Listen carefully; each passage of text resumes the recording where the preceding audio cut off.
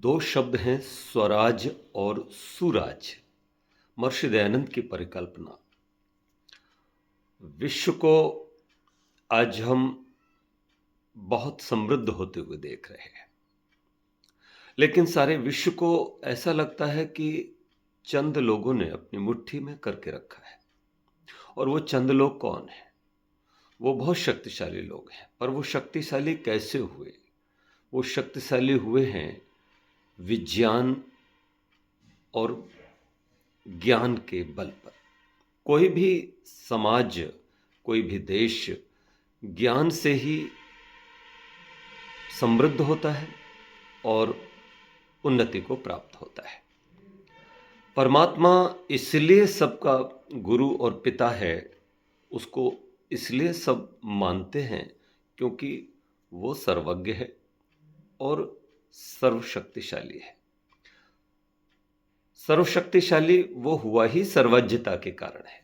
तो आज हम बात अगर इजराइल की करें, अमेरिका की करें, बात जापान की, जर्मनी की करें, चीन की करें, तो इन देशों में जो भी विकसित देश हैं वो विज्ञान और ज्ञान के बल पर ही वो इतने समृद्ध हुए हैं।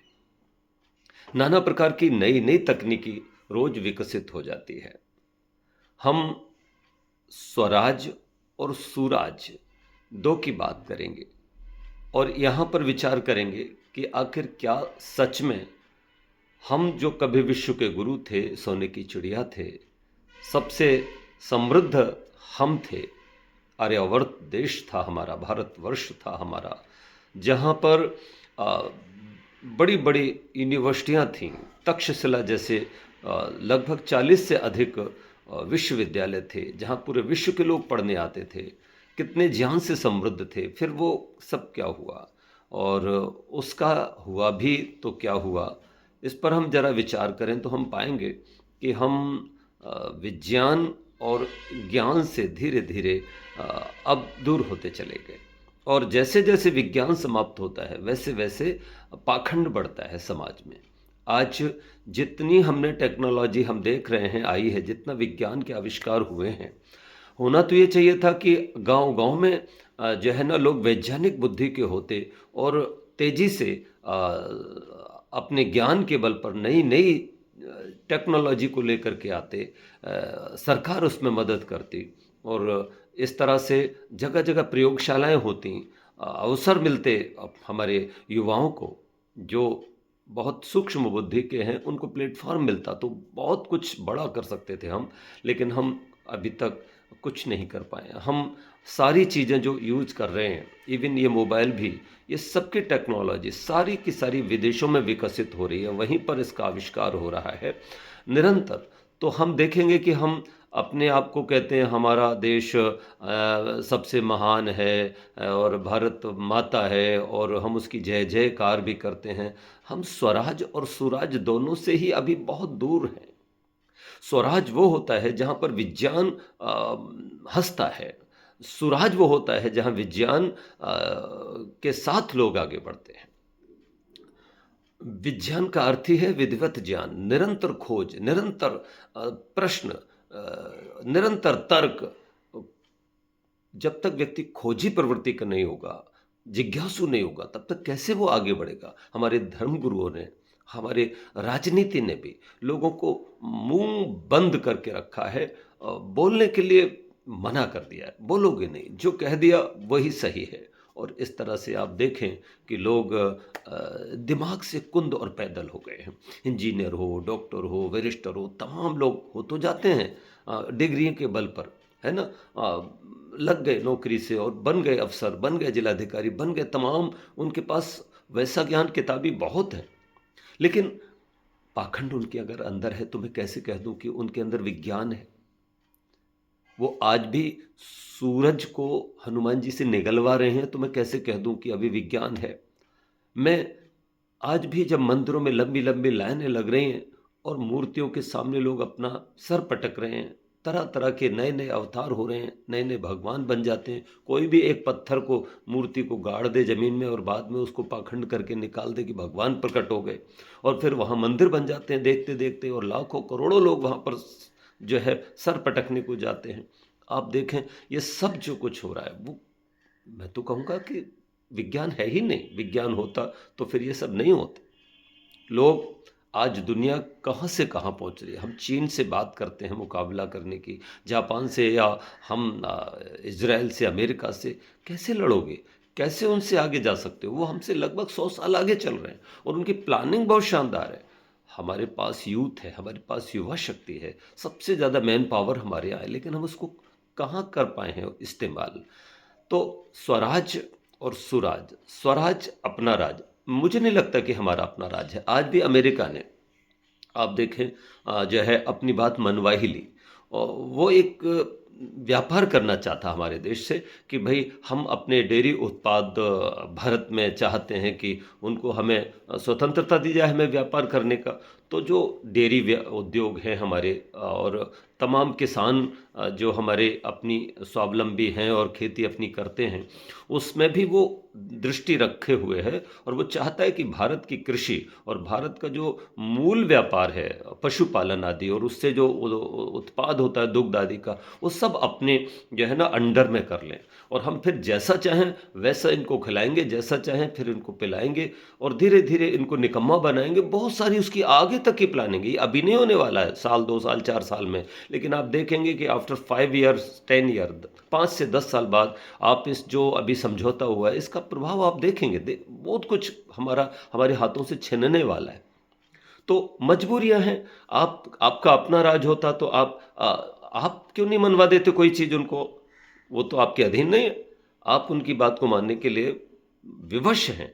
आपको मानना ही पड़ेगा। टैरिफ लगा दिया 50%, अब जा करके 18% पर आ गए। जी मोदी जी बहुत अच्छे हैं, हमारे बड़े सच्चे मित्र हैं ट्रंप। अरे ट्रंप भाई किसी का मित्र नहीं है। वो तो केवल अपना स्वार्थी है। वो अपने देश के हित देखता है। कोई भी वहाँ का राष्ट्रपति हो, वो पहले अपने देश को देखते हैं, उसके बाद में वो सारी चीज़ें। उनकी मित्रता केवल तब तक है जब तक कि आप उनकी बात मानते रहो, ठीक है ना। और जहां आपने उनकी बात नहीं मानी, तो स्वराज कहाँ है भाई? स्वराज तो तब होता हमारा जब मेरा अपना देश में मैं अपने ढंग से काम करता। ठीक है, व्यापार करना होता है, अंतर्राष्ट्रीय शर्तें होती हैं, बहुत सारी चीज़ें, लेकिन ये सब हमारी टेक्नोलॉजी इतनी हुई नहीं। हमने 80 साल में क्या पाया? हमने केवल जातिवाद, आरक्षण, ये वो तमाम यही पत्थर पूजा हमने। हम सच में वेदों के गायक नहीं रहे, हम तो गरणियों के देश हैं, जहाँ पर जो है केवल भांड की तरह से गीत गाए जाते हैं पूजा के नाम पे, प्रार्थनाओं के नाम पे।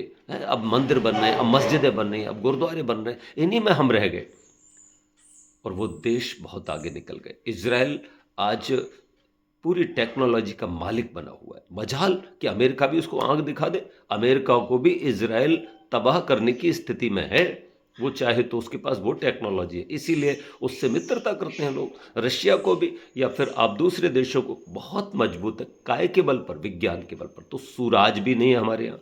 सुराज कहते हैं अच्छा राज, और अच्छा राज वो होता है जहाँ पर हम अपने देश के लिए आगे आने वाले कम से कम 100 साल 200 साल की प्लानिंग लेकर के चलते हैं। और हम अपने देश की जो युवा शक्ति है, हम अपने देश के जो बच्चे हैं उन पर काम करते हैं। आज भी जो प्राइवेट सेक्टर के विद्यालय हो गए, अस्पताल हो गए, वो तमाचा है सरकार के गाल पर। आप देखो आपका सरकारी स्कूल बेचारा कैसे किस स्थिति में खड़ा, जबकि सबसे ज़्यादा आप उसमें शिक्षकों को तनख्वाह देते हैं। क्या करते हो आपने? पता लगा कि पढ़ाने के अलावा, खासतौर से यूपी बिहार के विद्यालयों की बात करूं तो पढ़ाने के अलावा शिक्षकों को बाकी सारा काम दे दिया गया है। कहाँ पढ़ाते हो आप कितने बच्चों को करोड़ों बच्चे आज भी सरकारी विद्यालय में पढ़ रहे हैं, और वो क्या पढ़ रहे हैं? उनको क्या आता है?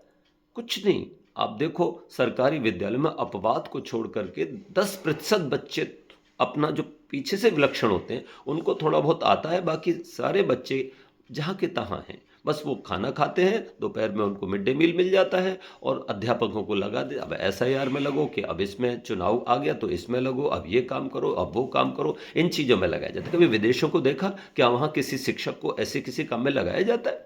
नहीं लगाया जाता। आप देखें अस्पतालों की बात करूं तो यहाँ पर खड़िया मिट्टी जैसी दवाइयाँ दे दी जाती हैं, और इतना जो है व्यक्ति फिर भी वहाँ जा रहा है क्योंकि गरीब है, उसके पास अभाव है, मजबूरियाँ हैं। तो आज भी अस्पतालों में जाकर के लोग लाइन लगाते हैं, लेकिन क्या वहाँ पर विश्वास रह गया किसी का? नहीं रह गया।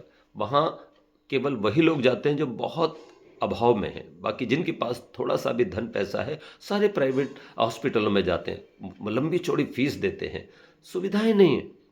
आप देखें कि ये स्थितियाँ क्या हैं? आज इतने वर्षों के बाद भी हम सुराज हमारा कहाँ हो पाया? अच्छा राज कहाँ हो पाया है? आज लोग कहते हैं मोदी जी ने कहा हम न खाएँगे, न खाने देंगे। भैया तुम नहीं खा रहे हो ये तो ठीक बात है। तुम्हें खाने की ज़रूरत ही क्या है? इतने बड़े पद पर हो, प्रधानमंत्री हो, सारी सुविधाएँ तो आपको प्राप्त हैं, लेकिन खाने तो आप दे रहे हो। यहाँ पर भ्रष्टाचार कतई कम नहीं हुआ है। कुछ चीज़ों में है, लेकिन उसके रास्ते अलग-अलग हो गए। आज भी आप देखें इनकी जो टीम है, विजिलेंस है, जो एंटी करप्शन टीम है, वो कभी न कभी कोई लेखपाल पकड़ा जा रहा है, कोई सचिव पकड़ा जा रहा है, कोई अधिकारी पकड़ा जा रहा है रिश्वत लेते हुए, तो ये सब अभी भी चल रहा है। आप देखें हमारी न्यायपालिका से लेकर के तमाम हम लोग न्याय को तरसते रहते हैं, सालें हो जाती हैं और उनका जो है कभी आता ही नहीं, रिज़ल्ट नहीं आता, न्याय नहीं आता। आप खेती और किसानी की बात करें तो जिन दबंगों ने खेतियों पर कब्जा कर लिया है वो बेचारे जाते रहते हैं कि अब ठियाबंदी की दरखास्त लगा दो जी आपका काम हो जाएगा। वो जाते हैं, पता लगा कि वो जीत भी गए तो उसने दूसरे कोर्ट में अपील कर दी, अब वो वहाँ पर लड़ रहा है, फिर वहाँ भी जीता उसने तीसरे कोर्ट में अपील कर दी, वो वहाँ लड़ रहा है। फिर वो सोचता है क्या करूँ, लड़के छोड़ो, जैसा है नियति मान लेता है। लोग कहते हैं कि भाई सरकार बड़ी सख्त हो गई, अब तो बहुत जल्दी कब्जा आपका हट जाएगा। ये सब बातें हैं साहब, कहाँ इतना हो पा रहा है? कुछ जगह हो रहा है, लेकिन अभी भी आमूल-चूल परिवर्तन की ज़रूरत है। तो सुराज की बात करूँ, तो सुराज भी नहीं, और स्वराज की बात करूँ, तो स्वराज भी अब हमारा कहाँ है? 99 वर्ष की पट्टी पर मानो जैसे हमको देश मिला और उसी स्थिति में हम अभी हैं। हम अपनी चीज़ों को अभी भी इजाद नहीं कर पाए हैं, यद्यपि बहुत कुछ काम हुआ है, लेकिन ये अभी ऊँट के मुँह में जीरे के समान है। अभी दुनिया की अगर हम बात करें और उनसे कंपैरिज़न करें, तो हम अभी बहुत बच्चे हैं, अभी हमें ये बहुत कुछ युवा होना है। तो भगवान से मैं तो बस प्रार्थना यही करूँगा, क्योंकि अब तो भगवान के भरोसे ही लगता है ये देश, जिस देश में जातिवाद हो, छुआछूत हो, जिस देश में आज भी जो है इन चीज़ों के नाम पर झगड़े फसाद होते हों, आज भी जहाँ पर मज़हब का उन्माद हो। आप सोचो आज भी जहाँ पर बेटियों की इज्जत लूटी जा रही हो, लाखों बेटियां नन्ही-नन्ही गायब हो जाती हों, क्या तुम्हारी विजिलेंस है? क्या तुम्हारा जासूस तंत्र है? आज भी वो बच्चियां लाखों की संख्या में आप देखें कैंटरों में भर करके बाहर भेज दी जाती हैं। कौन आवाज़ उठाता है? रो करके, पीट करके घर बैठ जाते हैं। तो हमारा स्वराज कहाँ है साहब? कहाँ है स्वराज? मैं ढूँढ रहा हूँ। शायद आपने देखा हो, तो मुझे ज़रूर बताइए।